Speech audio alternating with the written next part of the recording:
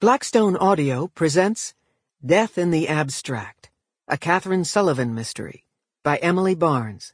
This book is read by Carrington MacDuffie. Chapter 1. Georgia O'Keeffe had brought me to New Mexico the first time in 1990. Well, not literally. By the time I made my pilgrimage, she'd been dead for 4 years. But I reasoned that if I couldn't actually meet my hero in the flesh, at least I might be able to channel her spirit in the place she loved best. The Southwest had set her creative soul on fire.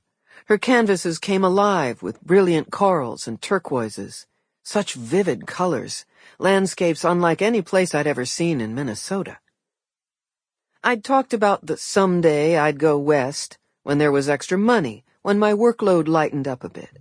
I talked about it so much that my dear husband finally had enough and bought me a round-trip ticket as a surprise. So I got on a plane, rented a car, and celebrated my 36th birthday blissfully alone. For 1 whole week, I wasn't a wife or mother. I was an artist. It was the best birthday I can remember. I strolled Old Town in Albuquerque and bought silver jewelry from natives displaying their creations on woven rugs spread in front of them.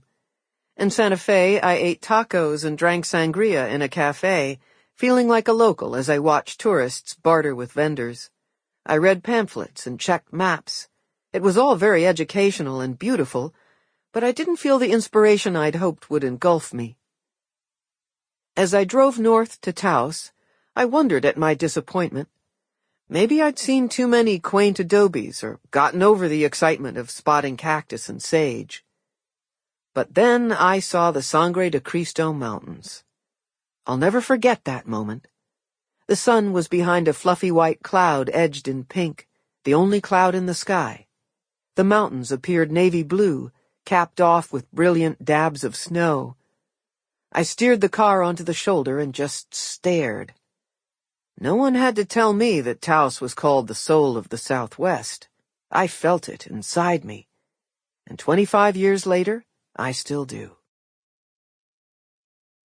It was one of those perfect days that happen far less often the older I get. Nothing hurt or ached. My clothes seemed to fit just right. No tugging, no label scratching at the back of my neck. As I walked toward the wooden picnic table, about a half-mile from the main house, every part of me was happy.